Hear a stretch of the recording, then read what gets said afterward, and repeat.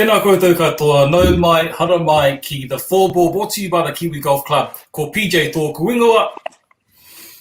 My name's I'm Cam Jones, and over there we've got Fraser Bond, and above me I've got PVK, and to my left we've got Jimmy Hydes. But before that, Spates question.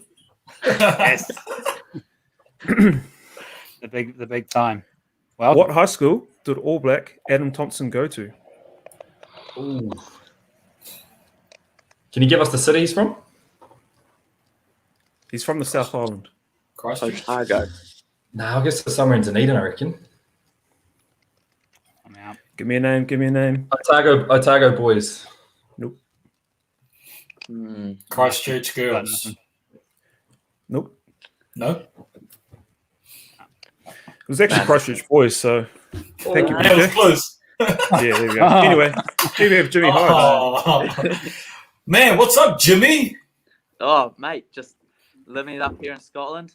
Tournament's all done. So just having a bit of a holiday now before I go home. Nice. I just want to start with this. What time is it up there, and what have you got for breakfast? Oh, well, just had some cereal, but I don't know if this is the segment yet, but I think everyone drinks beer at 9 a.m. In Scotland, so I think I'm all right. Had a boy. Oh, Cheers, yeah. My Cheers, name's Jimmy. Frank. Yeah, cheers. Cheers, boys. bro. I'll get mine open. Yeah, there it is. Oh, that's a nice crisp crack there. Yeah, Cam. yeah. I like Chris. that. Yeah, it's still on the kombuchas, which is great. Hanging out for a beer though. Oh, Not long, bro. not too much longer. 19 days to go. Good stuff. Not that you're counting, but here we are. Yeah, not that I'm counting. Hopefully you'll be back in the country by then, Jimmy. Yeah, I'm 10th of October. That's when I'm back. I think that's actually the date that I. Actually, I'll get in New Zealand the 12th because it's such a bloody long flight. Oh, okay. 2 Okay. weeks quarantine. Yeah. Oh well, we've got a bit to celebrate anyway. Yeah. Yeah, so let's actually get started with that. If you're out there and watching, submit some questions for Jimmy, and we'll try to get to those. But we want to congratulate you, mate, on the Welsh Open Amateur that you've won overseas. Tell us about that. Thank you, guys. That's wicked. Yeah, that was awesome. It was at McInnes Peninsula. I'll try and pronounce it right, clinically. Nice. Yeah, it was awesome. It was my first win internationally, and it was just it was a pretty good feeling getting, knowing I can compete out of New Zealand as well. And it was one of those events where I birdied the first hole of the tournament, and things just went from there. And everything went right. And not only was it a good event, but I loved it. It was awesome. And what did you shoot? How much you win by? 20, 30? I won by 2, but I birdied my last 2 holes. So Ooh, Oosh. yeah, I was happy with that. real good. Yeah. Real good. Rumor has it you had a pretty good caddy on the last day, mate. Sean Fitzpatrick, I had a legendary caddy. Yeah. Yeah, what was that like? Boom. It was great. There was not only people were watching me, but I actually think most people were watching him. I think it took the pressure off a bit. Yeah. Oh, that's cool, mate. Would you rate his? Where would you rate the caddying skills? I mean, legend status is up there, but what's the caddying ability like? Yeah, or I think he's pretty up there, maybe neck and neck with my dad. So just my dad. That's pretty high. Dad gets a little bit more nervous. Yeah. Yeah. I do remember that story. Just to go along sideways a little bit for here for a second, but when you said that at Muriwai, when you won a couple of years ago there, your dad handing you the putter-headed cover instead of the putter? Yeah. That's yeah. So he's above that. Right. Yeah, sorry about that. Yeah. I butchered it from last week, but that was a good one. We've got to sit down, get some pronunciations on the go again. Yeah. Cool. Yeah. Oh, well done. Congratulations on that there. Thank you very much. Just one from me, Jimmy. In the field, were there any notable names or people that would know, or people that have what are you ranked on the World Amateur rankings now? And were there, what was the field like? I'm ranked I'm 60th in the world right now, I think. And the field was good. It had the Welsh team in there, a couple of the English team. So it was just a stronger field than what I'd play in New Zealand, and that was the biggest thing. Just like trying to compare myself against some better players. Yeah, and that's dope, bro, because you've gone all the way over there from here in COVID as well, like COVID times, and host them. Like, that's fucking awesome. Well, that's what it feels like in New Zealand. Obviously, you guys are nearly out of lockdown now, but it feels like nothing was happening, and I feel like I've got like one step ahead of the game coming over here and competing. Yeah. That's epic, Jimmy. What about if you go back a few months? Because how long have you been away for now?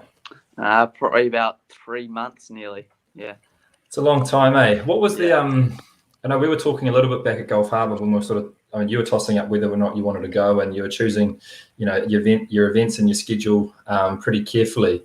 Yeah. You must be looking back now with pride and pretty happy that you made the call and took the punt on yourself to go and compete overseas. Yeah, absolutely. I was talking to a few people, and I don't think I'd change anything of what I've done. I'm just so glad I've done it. It's been a huge learning curve from learning how to prepare well, learning how to manage myself, learning how to book a taxi, take a train. It's been a few months of like massive coincidences as well. The people I've met, like I could come back next year and I'd have so many more places to stay just because I've met the most amazing people, and I was a bit worried coming over that I was going to be paying for like the most expensive Airbnb every single week, but no, I've met some really cool people that have really looked after me. So epic, right? Yeah. That's awesome. So you've been over there. Is it 5 weeks now? Have I got that right? 4 or 5 weeks. Yeah. I got here July 12th, I think. So what you've played 4 tournaments over there. Tell us about the first 6. 2 and the last one. Oh, 6. Yeah. Jeepers. You went over with 4, right? And then you found a few more. Yeah, went over with 4, found a few more. Tell us about your time that you've had over there, so everyone can get caught up on that. Yeah. Well, the day after I got there, I went and watched the Open straight away because I was mad keen on that. Watched Daniel Hillier, watched Foxy as well, and that was awesome. My first tournament was the Walton Heath Trophy down in kind of South London, and I missed the cut, and I was like, holy shit, am I going to miss every single cut over here? And and it was kind of a big kick in the ass because it was less than a week before it hadn't even been a week since I teed off, and it just made me realize that how huge preparation was, and I didn't realize, but I was actually so fatigued or so tired, and it's only something that I would have learnt actually doing it. I don't think I would have, next time when I come over, I'll realize I actually need a bit of time to rest and recover before the tournament. So Walton Heath was my first one, and then I got an invite to a Euro Pro Tour event, and that was at East Sussex, and that was awesome because I just wanted to compare myself against not only the top amateurs, but comparing myself against like journeyman pros. That was even better, and I made the cut there, and it kind of sparked something. It was like, I can do this. So I came 32nd there.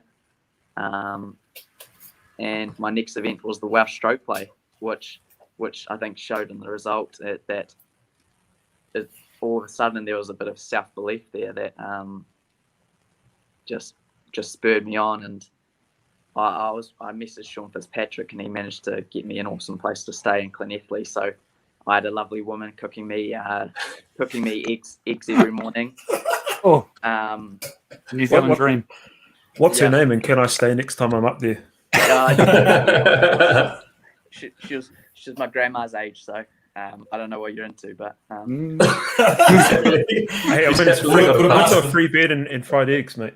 Yeah. And when I talked about preparation before, you know, she was driving me to the club each day, you know, making me breakfast, dinner. I just felt like I was at home. And I think, again, that was a good learning that, you know, I'll perform better when I've got everything laid out in front of me. Yeah. And then the week after that was the Brabazon Trophy, which is like the English stroke play, and that's the biggest one. Mhm. And that was at Ganton and Scarborough. So I was taking trains everywhere. So this one, it's the biggest one, and I wasn't overly prepared for that either, with having to wash my clothes. Yeah. So you were talking about this a little bit before, and yeah, talking about your preparation, and you were really prepared with the last one, and you won. You had eggs cooked, and then what happened at this biggest one here with the preparation? What was that? What was prior?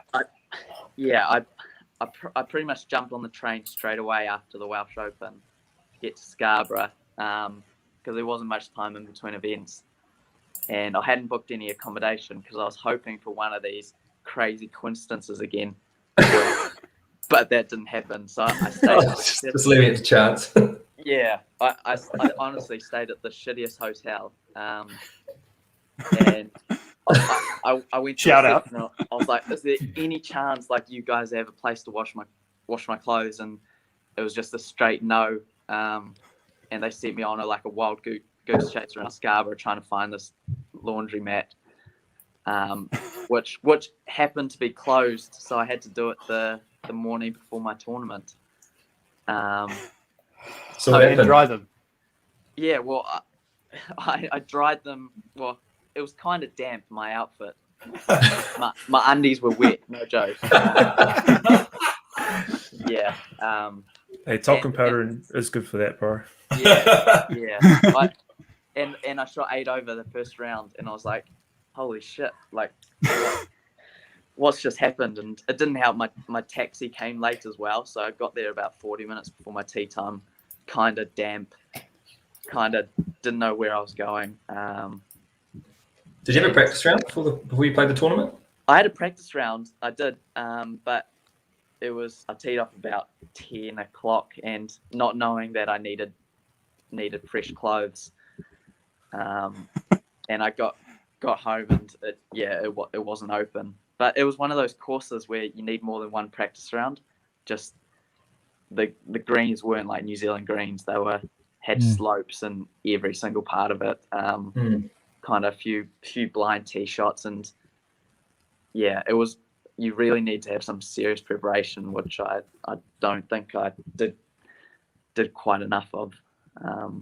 Yeah, but I shot 8 over in the first round, and then got the hang of it, and went 4 under, 3 under to finish third. And that was a big deal for me because it went from me thinking I was going to miss the cut to me trying to win this event, and I was probably the most happy with that result out of everything I've played over here. Just felt like it showed some courage. Nice. So what was what's the difference, I guess, between the top level amateur events over there that you played and the Euro Pro? Was there much of a difference in terms of like strength of the fields, quality of courses? Because obviously you perform really well in the amateur tournaments over there, and you managed to make a couple of cuts in the Euro Pros as well. Yeah. I mean, that must give you some confidence knowing that you can compete with the pros overseas. And they're only a level down from the Challenge Tour, which is no mean feat. Yeah, absolutely. What I noticed actually was the amateur tournaments I played, the courses were like unreal, like the best courses I've ever played. And going to the Euro Pro Tour, the courses actually weren't as good.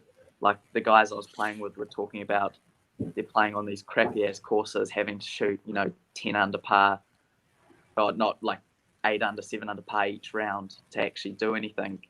Yeah.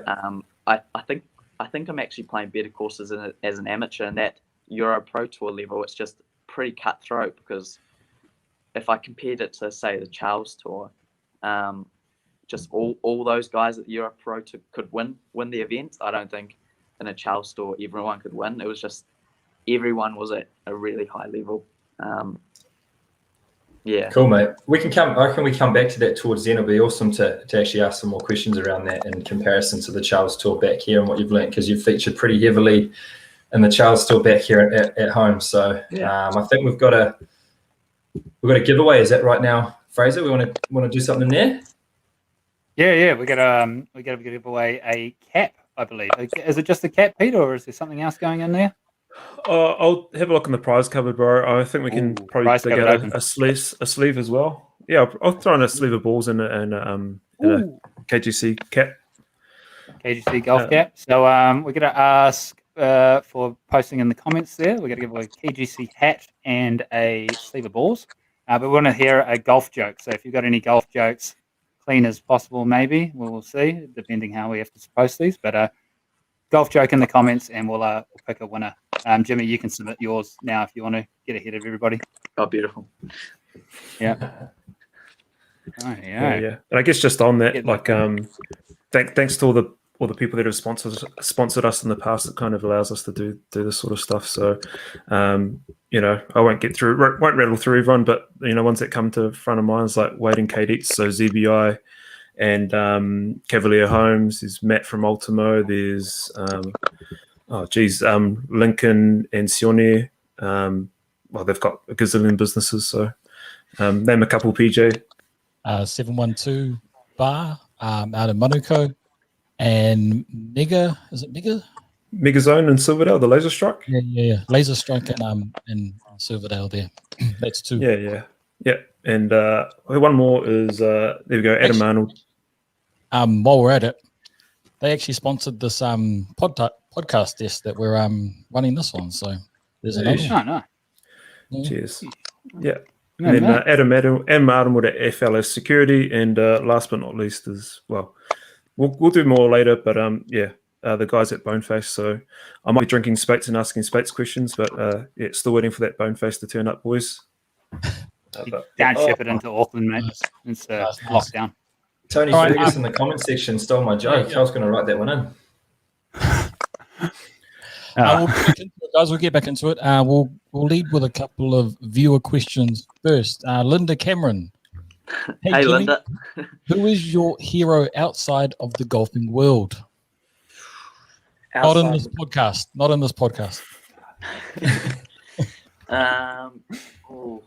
Yeah, because I was going to say Fraser, but Money well spent there. Yeah. I'm going to say David Goggins. I really like this stuff. Yeah. Yeah, right. That dude's intense, eh? Wow. Yeah, He's the ex-Navy. Was he a Marine? Ex-Navy Marine? Ex-Navy SEAL. Yeah, as well. Why is he your favorite, bro?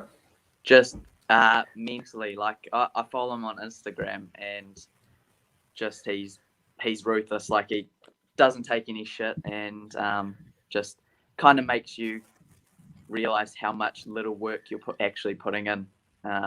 Like you need to put in heaps. Yeah. Guess that put your wet undies in perspective, eh? Yeah, absolutely. Yeah, like I was just thought like what would he do? I'd maybe even worn undies. Commando for a reason, eh? Yeah. Part of the gig. Yeah. All right, let's move away from the undie chat. We'll go to another question. Glenn Neal up next. Congrats, Jimmy. What's your favorite Scottish course to play? That one's actually pretty easy. I got lucky enough to play Dumbarnie, which is in Fife. It's a new course, but I feel like there's two different types of courses. One course where it's like a proper tournament course where it's brutal and it's hard to score, and then there's another type of course like Dumbarnie, which is it's just fun. Like there's 3 drivable par 4s that make you feel like Superman, which, as a lot of you might know, that I don't hit it the longest, but I'll actually tell you, I hit a 3-wood into a drivable par 4, and that's huge for me. But there's a lot of holes like that where it's it's just fun, and there's a few greens that are bowls where wherever you hit it's going to end up close to the flag. And Dumbarnie, it's you guys should play it if you have a chance one day. It's awesome. The KGC overseas trip, maybe when we get there. Well, little UK Ireland trip would be quite nice, eh? Yeah, that could be us. Let's Put that in start the with comments. trips in New Zealand first. Oh, yeah, okay. Yeah. We work ourselves up there, eh? So obviously you got overseas, you got to be coming back soon and playing some of the tournaments over here just to catch up some of the people. I think everyone sort of should know who you are as an original Kiwi Golf Club member. But what are some of your top achievements that sort of allowed you to get into going overseas and playing? Like what have you won prior to that? Just catch everyone up with a bit of who you are and that history quickly. Yeah, sure. Well, I'm in the New Zealand National Academy, and I won the New Zealand Amateur last year, and that was a pretty big deal for me winning my national title. Again, made me realise that I'd love to try and compete internationally, having won my national title. Also won the Muriwai Open on the Charles Tour, which was my first professional win, and again that was huge, knowing that I could compete being an amateur against the New Zealand pros. That was probably the biggest one so far. That tournament, as well as playing in quite a few other Charles Tours and getting pretty close to winning those. Yeah. You had an unreal. Oh, here we go. I'll let you take that one first, PJ. We need some context around that. I feel like failure of the mum. Is it because your undies were wet? Like, When you were washing. Oh Yeah. yeah. The washing. Undies. Yeah. She wanted you to be a doctor, and now you're here just succeeding in golf. Maybe that's Yeah. is that the issue? Or? No, Jimmy, does your mum do your washing at home for you? No. Yeah, I don't. Yeah. See, that's where you gone wrong, mate. You got to start doing your own washing. Yeah, I know. Well, she'll be pleasantly surprised that I definitely know how to work a washing machine now when I get home. So, yeah. Oh, well done. Wake up. And so you're coming back into the country on the 10th, did you say? Flying out on the 10th, and I think I'll get there on the 12th. Yeah. So something interesting that we talked about before, just to touch on, what's it been like traveling and doing these tournaments and like COVID and such and doing all that over there? Because you got your 2 week run when you come back, and what's that been like overseas? It's actually been a real weird experience. Literally everything feels like normal over here. Like I've been, watching you guys and your lockdown, and it seemed pretty weird that I'm out just doing everyday life while you guys are stuck at home. Yeah, thanks, mate. Yeah. Heroes. I wasn't trying to rub it in, but it's literally a different world. Really? In Scarborough, I was on the first tee, and the start, I asked if we're swapping our cards, and he's like, "Yep." He said COVID's over in Scarborough, and it was just, the thinking over here is just so different. I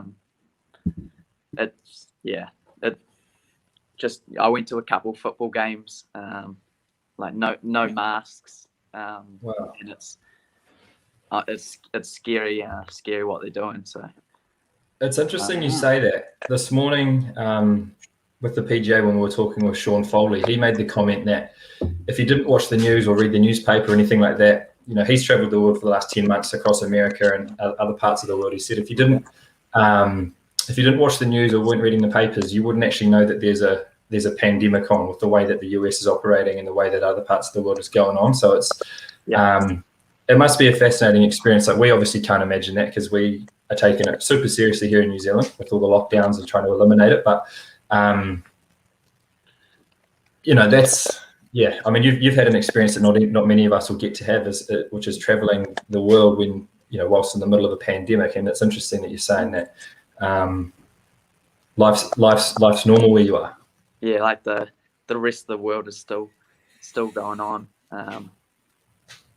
It's yeah. Well, we're not a show about politics, so we won't go down that rabbit hole. But No, I think Pete, you've got a question you want to ask him? Well, actually, I've got a question I want to ask you guys, because I finished my first beverage. There. It's only taken you 25 minutes, mate. Yeah.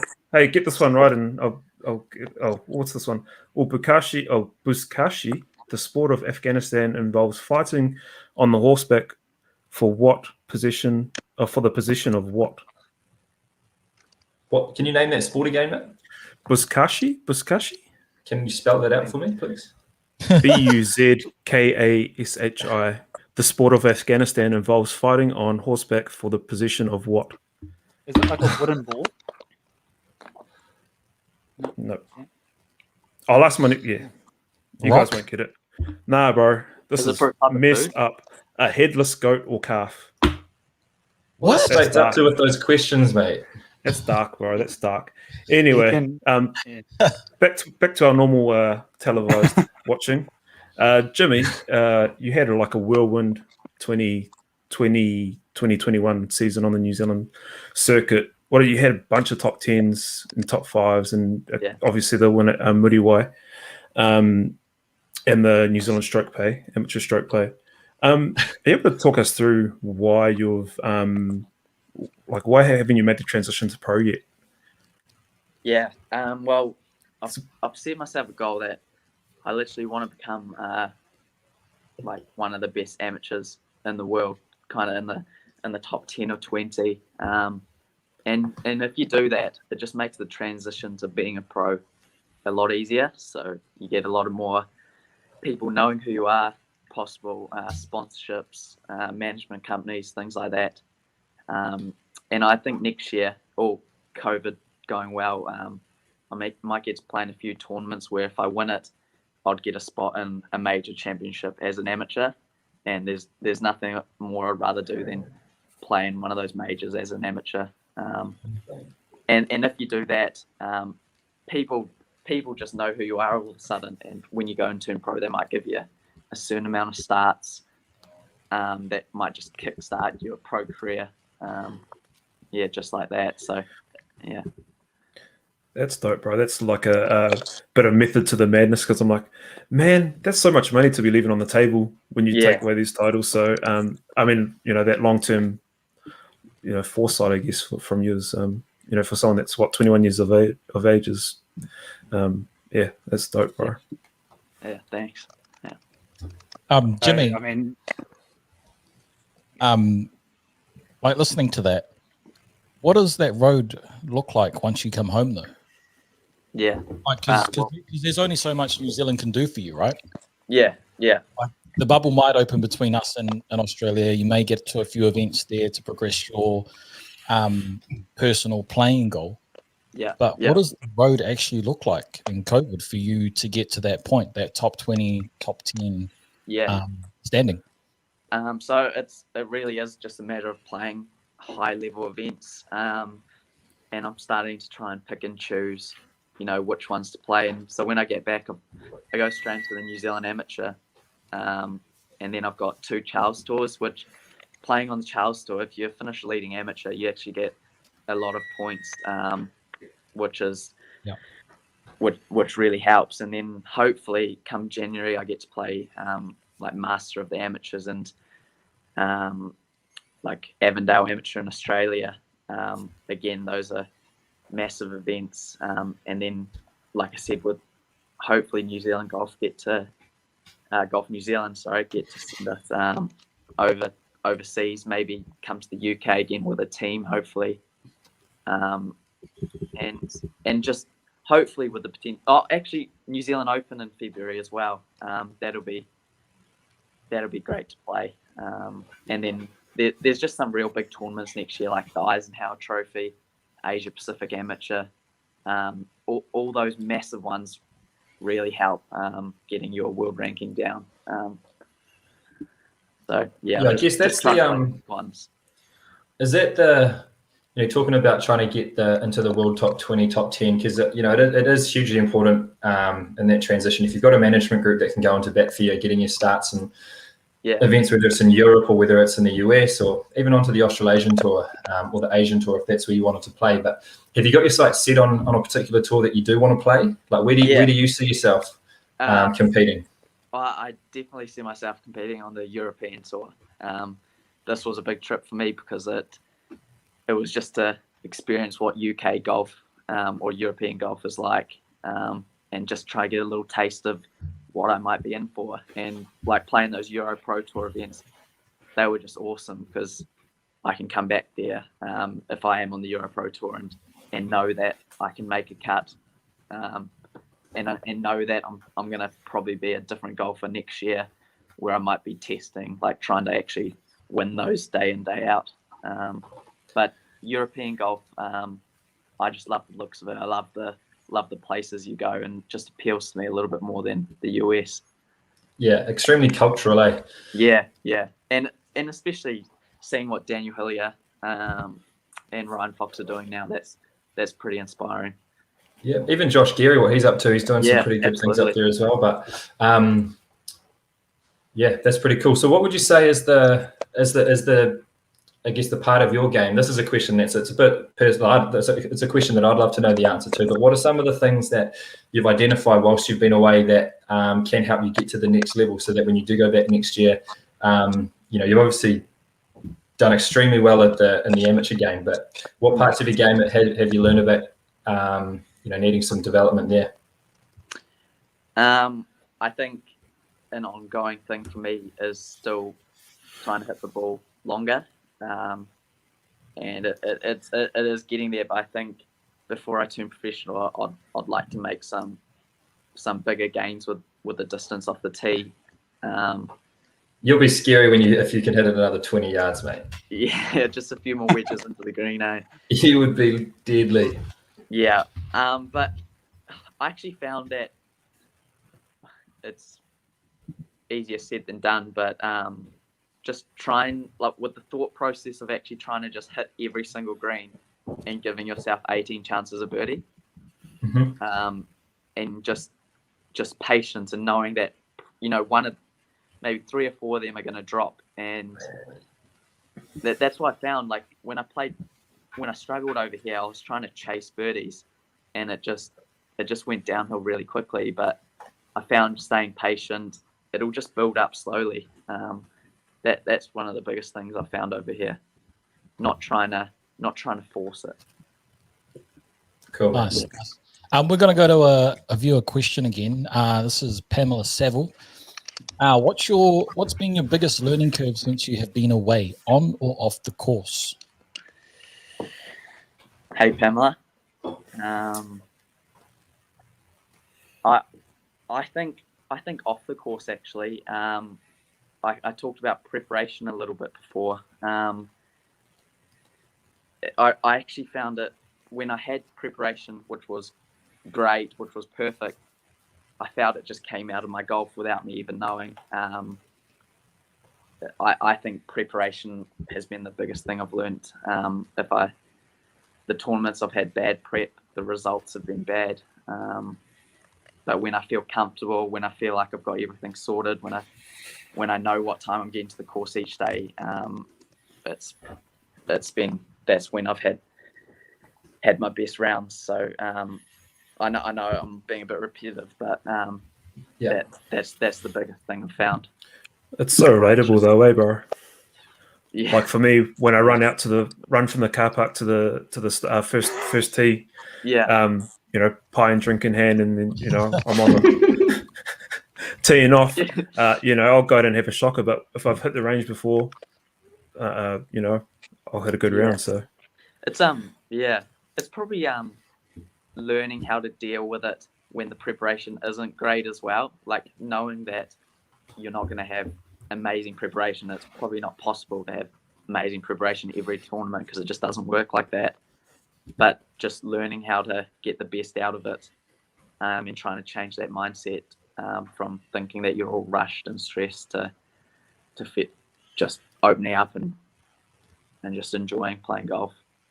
Tell us some of the things that you need to have taken care of, Jimmy, in terms of your preparation. That obviously there's the golf stuff that needs to be done. The warm ups, the getting the body sorted, getting the mind sorted. But what are some of the other things you touched on earlier? The lovely lady cooking your eggs every morning, doing all that stuff. Where you're not going to have that luxury every week on tour when you get there. So, what are some of the things that you're going to have to take control of when you do take that next step? Well, I found there was quite a few late nights where I would get my course guide or course planner, and they'll all be in yards. and I was just making sure I changed. It took me about 45 minutes before each tournament to change all that to meters. So biggest thing, just making sure that, I've got some really, really solid notes on this course book where I can look at it and be like, I'm just going to hit it there, have no second thoughts in my mind. Also, like, this was my first experience in taking trains and taxis everywhere, and like I was, booking the taxi the night before, booking it like an hour early, an hour, just making sure you got more than enough time, because as I found on one of my rounds, there's nothing worse than not knowing if my taxi was going to turn up or not. But yeah, also just making sure small things like I've got some breakfast on the go, and yeah, just real little stuff like that. You don't realize all that little stuff adds up. For sure, man. Yeah. So there's a lot of like real good technical stuff there and golf related stuff. But what about the off tour stuff? The stuff that I like to hear about, like how many nightclubs did you hit? How much money did you waste? We can ask your family, your parents to log out quickly while you tell these stories. But have you got any good ones that you could share, or anything that sort of happened, or anything that was a cool experience that was along that sort of a line, or a bad story that drop a ball out in the trees from your pants? Keep it in play. Well, I've been up in Scotland the last 2 weeks or so, and I knew that they liked drinking, but I didn't know they liked it this much. And I met the Scottish guy literally the day after I arrived in the UK. I met him down at the Open at Royal St George's. I was sitting on the train on the way back, and he came and kind of stumbled next to me and started talking to me, and I could hardly understand what he was saying, just like this broad Scottish accent. And he had been in the hospitality tent like the whole day. And he just mentioned that if I'm ever up in Scotland, let him know. And I took his number, and I was like, oh, all right. And it just happened that I got an invite to this tournament in Scotland, so I messaged him straight away. And I've been staying at his house. And after my last round at my last tournament at Leven Links in Scotland, I think I tried maybe 12 different gins. And yeah, I didn't get much sleep at all, but I felt like it was well deserved. Oh, nice. So you don't remember any of the gins? You don't have a favourite there? Nah. Not 12. I'm a bit of a sucker for the old Bombay gin. That's it. I know it's simple. Bombay. Oh, that's good. Was that the? I know this is. I mean, this is a TV show and podcast for families. But if we remember back to Andrew Kwok's house party last year that Fraser was bartending at, was there plenty of? There was plenty of gin getting poured that night. Absolutely. Oh, I miss nights like them.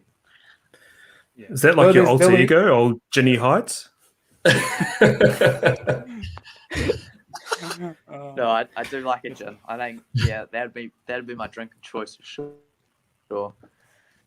Oh well, when you come back, I know that we'll be celebrating with probably a couple of gins. I know that when I saw you win, I sent you a photo. I think it was a little too early for me, but I was celebrating your win straight away with a gin first thing in the morning when it came through. Sorry, but we got a question here. Cutting out a little bit. Cutting out. Oh, we got technical difficulties. Turn the video off quickly. Maybe it's me. You're all good at our end, Jimmy, but yeah, perhaps at your end, maybe we're getting a little bit fuzzy. But yeah, are you with us, the Jimmy? time we have for Jimmy today. Okay, so now on to the next question.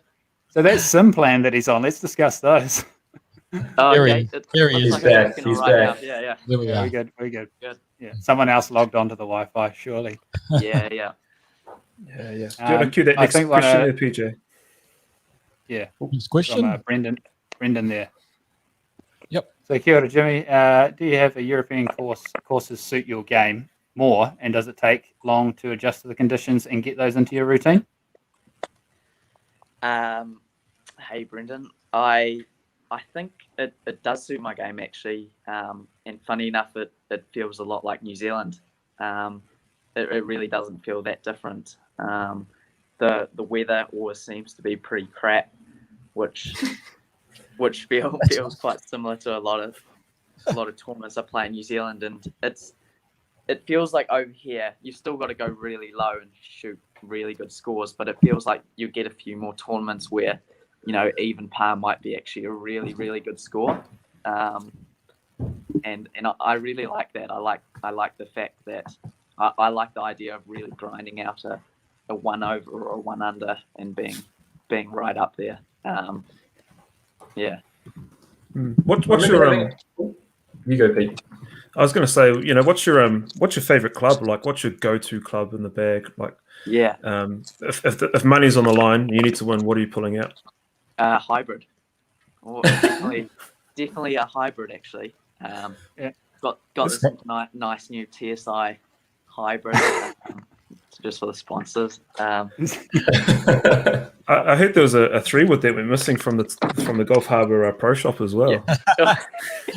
Yeah. I I actually used that 3-wood when I won Murawai. Did it come back? Yes, it came back. Oh, I've been blaming you for the last year. It's still missing. Okay. False allegations there, Bondi. I think you might have to sink your vessel for that. I'm actually already sort of short there anyway. So, yeah. Yeah, no. I remember. Sorry, you go, Jimmy.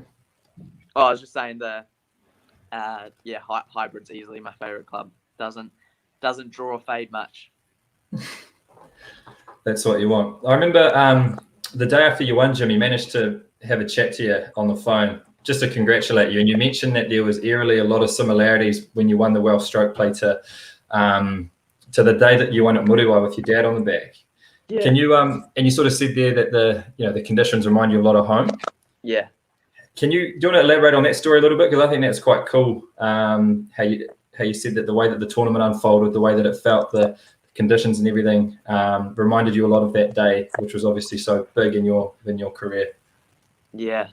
Well, Murawai was very, very special, and it just happened that the weather was again just super windy, like really, really windy, scattered showers, and it was, like I said, one of those days where you just got to grind out a score. And I got to the final round in Wales, and it was scary how similar it felt. And I got the same feelings. I got the same buzz. Like, I knew that the people around me were going to all be struggling. I knew everyone was going to be struggling. And just something about bad weather, I think I just love it. I tend to just almost smile through it. And I like how you can be so creative when it's windy. I'd rather it windy. You can take 3 clubs up and just like knock it down. You can go way down the grip on a driver. You can have so much fun, and I don't think enough people embrace that, like. Yeah. And that, it was crazy how similar it felt. And when I got that in my head, I was pretty confident that I could get the job done. Epic, bro. That's cool. Nice. Jimmy, we do this thing towards the end of the show where we talk about what grinds our gears. All right. We'll get to you. We'll go through the pecking order first. Down the bottom we have PVK. What grinds your gears? Or this week? This week. It's probably more pertinent to with level 3 coming up in Auckland, but it's people that think that they're on the golf course and people can't see them catching up with mates at the 2nd or 3rd hole once they've got away from the pro shop. There's people all around the course. We see photos all the time. So it's like a fishbowl, just don't be that guy. Bondi? Yeah. Well, I could. Do I have 20 minutes to just go over this segment? Because I reckon I could ride out that level 3 lockdown tee sheet opening for quite some time. Thank you very much, Bondi. Yeah, so just did you mute me? Oh, no. It's hard. Like it's hard, and like when level 3 like turns around, and this happens, and the tee times are obviously restricted, and I think every course does their best to like open those tee times up as much as they can for their members. But when you get about 100 messages asking if I can just sneak away with this and just do this, when you say no, you get the cold shoulder pretty fast. It's kind of like we're not saying no to just one person just because you can't do it. We've got to say no to like 200 people, and it's really unfortunate. But it's like, you know, if you just then go and do it after we've said no, that grinds my gears. You know, like I've said no, you asked, jog on. You know, that's it, done. I'm finished. That's it. Are you sure you're done? No, I'm stopping. Right. Moving on quickly. Cam Jones. Oh, honestly, mate, I'm actually sitting here trying to think of what's grinded my gears this week, and there hasn't really been anything of note other than the fact that I've really started to miss golf. And Fraser, why do we have to wait till Friday when we're out of lockdown tomorrow? Is that it? Well, we've given our Come on, man. Yeah, we're given the greenkeepers. They finished up their coring. They've got some stuff to do.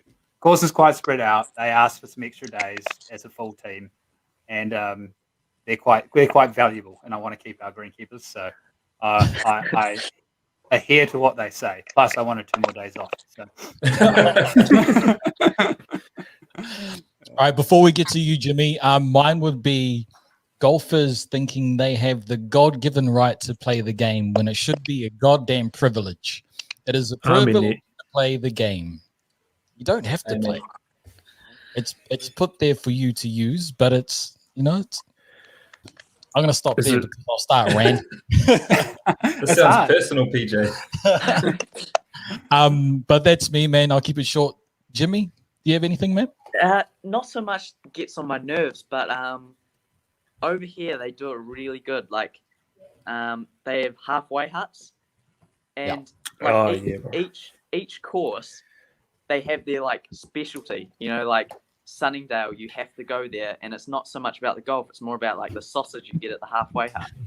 And Royal St George's, you get the ham and pea soup because it's famous. I just think, how cool would it be if some of the New Zealand golf courses had like a specialty or something like that? Well, what will we do at Golf Harbour if we can only really, you know Golf Harbour inside and out, and that's where 3 of us at least play our golf. What would be the one thing that you'd want at our halfway house, Jimmy? Oh, Gin. Gin? I don't know, maybe like a real good kiwi pie, but like, you know, a whangaparaoa kiwi bakery pie, you know, like a bakery pie, like a like a legit bakery pie, not a gourmet pie. Is that what you're talking about? Yeah. It doesn't have to be special, but it just has to be, you know, yeah. We need a halfway house first, something on the 10th tee, just right there in that. You know, just something special. Royal Wellington has a really good halfway house. The food's all right, but yeah, they've got a cool halfway house. Yeah, I reckon right behind the 18th green on the grass, right by the path, would be a good spot, mate. Walk straight through. Yeah. Grab a pie, grab a beer, straight to the 10th tee. If the new owner is listening, just make it happen, mate. I'll ask, but I mean, when I was over in the States, like I don't know, some of you guys might have been, but their halfway house experience is probably the only thing I enjoyed. The golf courses I don't remember because they've got a lot of their halfway houses. But it's so cool, like the hot dogs on the go, like a burger if you want to know any of that, and it's so quick and it's so nice, and that's that golf experience. Yeah, it's great, isn't it? More balls. Pam's asking for more balls. We actually got a special on these Range A. They're $7 a bucket. Exquisite one pieces. Royal has a halfway hut on each course. Oh, yeah. Okay. And Helen, hot dog at the halfway house. Good old hot dog. Yeah. Good old hot dog. There you go. Yeah. All right. Next up on the wrap up is an update from Pete on your road to the Charles Tour. How's it going, bro? How's it coming along? Have you heard about this announcement? This is on 3 News the other night. Yeah, bro. It's been on headlines. well, hopefully we get to play with each other on the last day. Final grouping. Yeah, I'll be in contention. But if you cue the video, like the past week, I was grinding all week. I had probably 2 or 3 sessions on the home range, and maybe just put up the setup, and people can appreciate. Cam, this segment I did was a kind of tribute to you and your segments that you did with the half, 3/4, and full. Nice. I don't actually have I couldn't get the video. I didn't get the video. Production's low. We're gonna have to It's post all right. Maybe We'll post it later.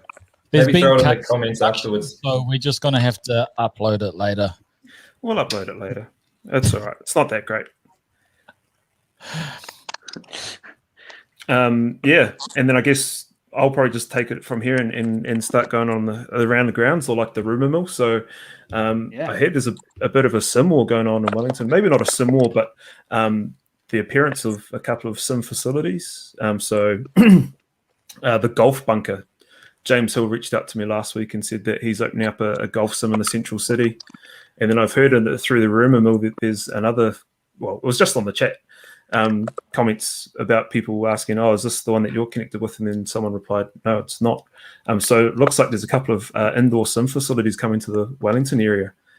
Nice. That's kind of all I got for Around the Grounds this week. But if you guys do have any goss or stuff you want us to share, we can make this a weekly segment. Just send it through. Love it. Just making up your own segments on the fly. I've got to keep myself relevant, Yeah. Pete, don't forget your role, mate. Yeah, You're talked down about the bar. Spates question quickly. Who won the the 2014 ASB Tennis Classic? David Ferrer. It's the ladies. Oh, my bad. Anna Ivanovic. There we go. I'll drink to that. Oh, yeah. You got it. Hey. Stuff. Jeez. Fraser got it or I got it? Who was it? No, you got it. Yeah, you got that one. I went to it. I don't remember the tennis place. It was great event. Hospitality was unmatched. It's to the summit. That way. There we go. Nice, Pete. So I think the next thing that we want to do, and it's something that we used to do early on the Facebook page, Fraser, which was welcoming all of the the new KGC members that sign up with us to get the handicap and membership. And we've got, I think this week we've only had one person come through as a new member, but he's member number 51. His name's Geordie Gibbons.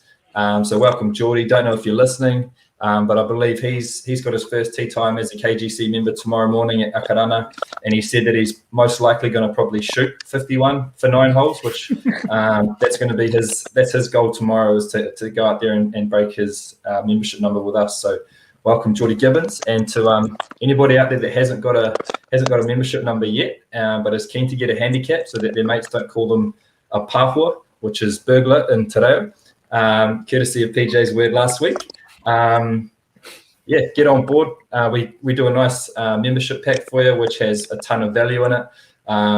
Pete could rattle through all the sponsors and everybody that's donated to our prize packs, but we won't do that right now. But yeah, welcome, Geordie Gibbons, and to everybody else that has joined us as well, and has made the community what it is. So, kia ora. Nice. Bro, well done. You sold without having a singlet on or a tight shirt on. Cam Jones. Mate, I don't know if you noticed, but I wear baggy clothes, mate. Are you sick of feeling objectified? But before we move on, I just want to talk about Pete making up his own segments. You may be on something here, bro, because we have Level Pigs here going, happy to send you some info for next week's segment. Oh, we got reporters. There we go. Yeah, man. There we go. People on the ground, just like that. Gonna move. No. Cool. What that info is, we have no idea yet, folks. But hopefully, Mr. Level Pig sends that through, and we can bring that to you. You'll have to tune back in for the exclusive. Yeah. We haven't actually discussed whether we're doing a pod next week. Are we doing a pod next week? We must be now. We must be now. We've announced it. Yeah, I'll be do one on the move. Like, he's getting another beer. You gone to the beer fridge, where's Jimmy? it? Sorry, what? My phone was dying. It's Amateur bay. overseas production issues that we're It's that having here now. preparation, Jimmy, that we talked about. Rightio. No, Well, we're all actually, sorted. a few more questions, and then we could probably wrap it up. We've got a really good question here from Jaden Ford, who's a young amateur from Wellington. He wants to know, Jimmy, what's your secret to success, mate? Oh, good question, Jado. Secret to success. I think, like as Jaden will know, once you get that kind of first good result, then just having that full self-confidence that you just know you're good enough. And it sounds so stupid, but like actually just loving playing tournaments and things like that, and loving the travel, just enjoying it, because I play some seriously crap golf when, like, if I'm not enjoying it. I feel like that's literally the key to my successes. When I'm happy, yeah, that is pretty simple for me. Yeah. Right. I've got a couple more questions for you, Jimmy. One is from a viewer. Yeah. Level Pigs, how many times have you hit 18 greens? I'm pretty sure you've hit 18 greens, but how many times have you hit 18 greens in one round? I believe that means. Is that in reg? Green, yeah, it must be greens and reg. Yeah. I've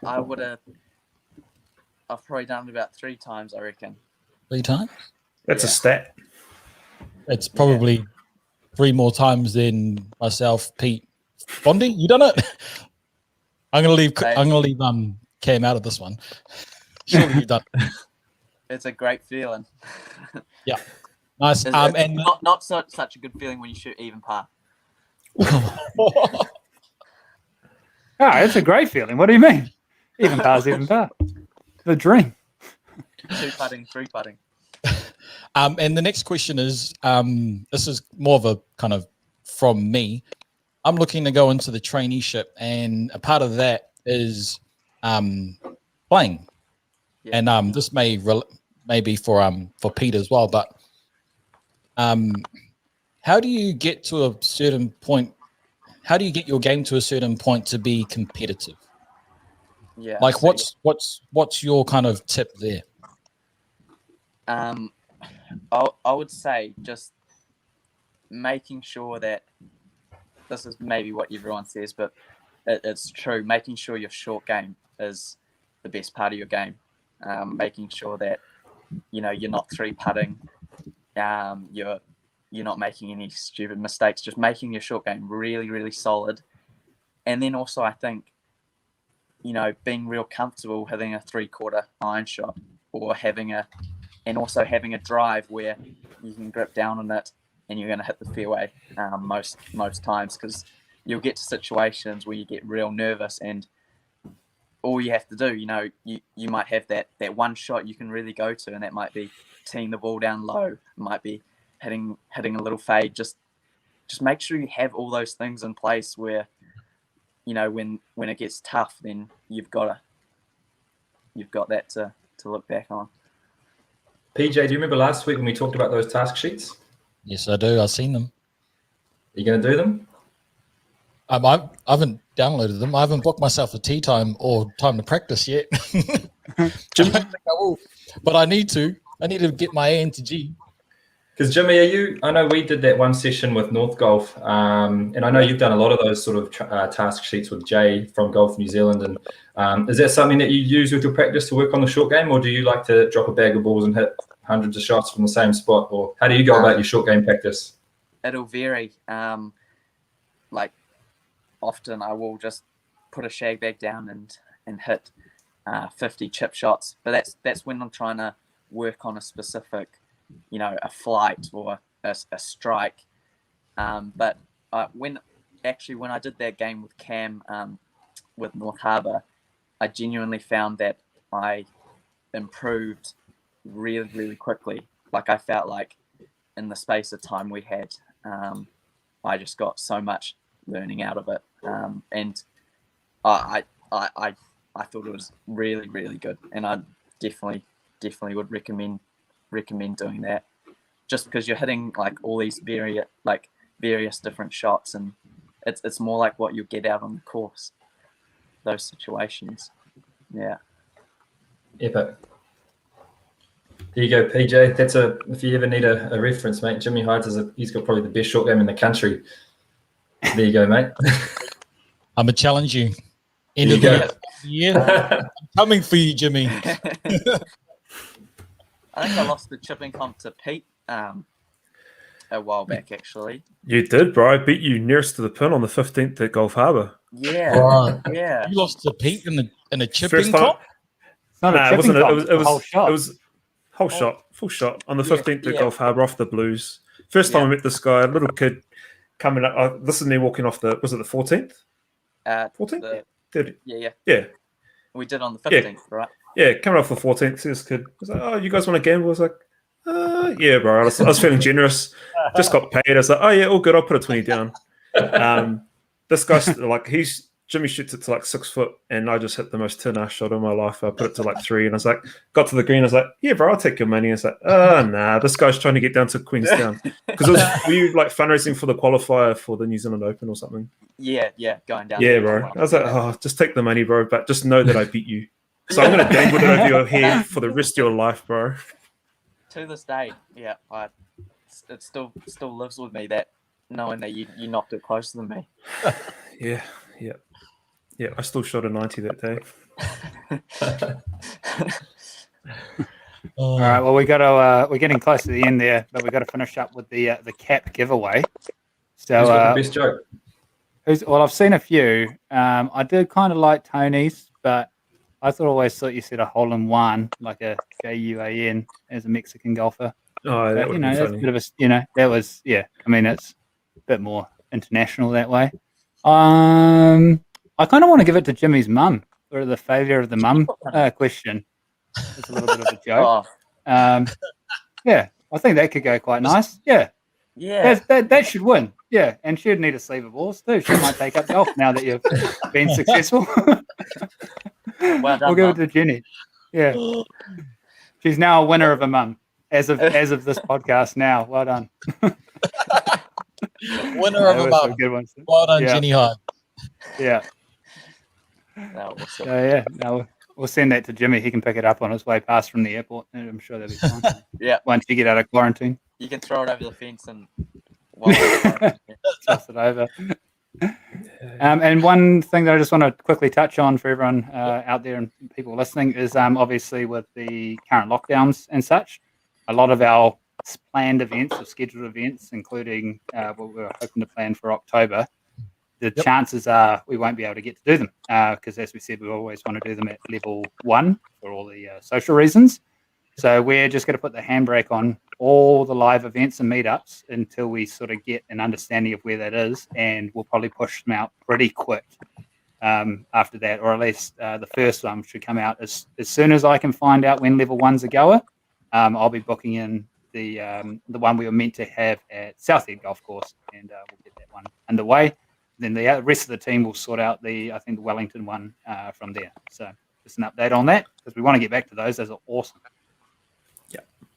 Yeah. Nice. Well, I think that's us. We'll go around for one last word of the podcast. Let's start with you, Jimmy Hydes.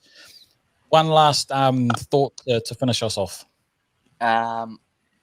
Obviously, you guys are going back into level 3? Yep. Just enjoy the golf. Nice.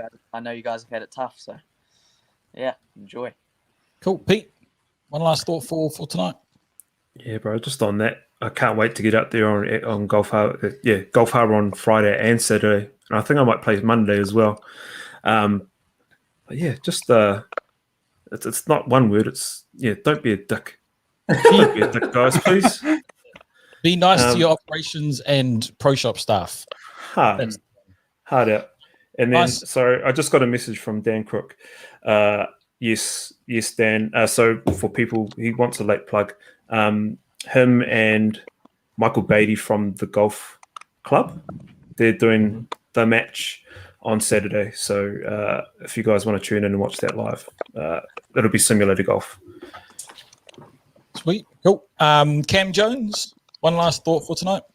Yeah, I don't really know if I have anything more to add other than the fact that, just looking forward to playing golf on Friday. I know we talked about, wanting to, I guess, just provide a little bit more content or things for our members and people in the golf community to absorb and watch. And, I'm looking forward to playing some holes and, trying to get into creating a little bit of content and seeing what we can do with that. Just continue the journey that we're on as the Kiwi Golf Club and trying to just get some stuff out there for people to engage with and try and encourage them to play more golf as well. Sweet. And Mr. Bondi, last thought for tonight? No? No, I'm fine. That was my wrap up already. I didn't think I was going to get a second chance, so I'll leave it there. Sweet. Mine will be Mr. Sean Foley said hello to me today. So that's me. That's us. The Fourball. The Fourball brought to you by the Kiwi Golf Club. We'll see you same time, same place next week. Por Marie. Por Marie. Por Marie.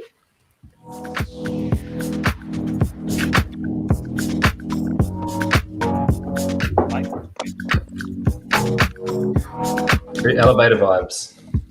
Yeah, great. It's good. Yeah.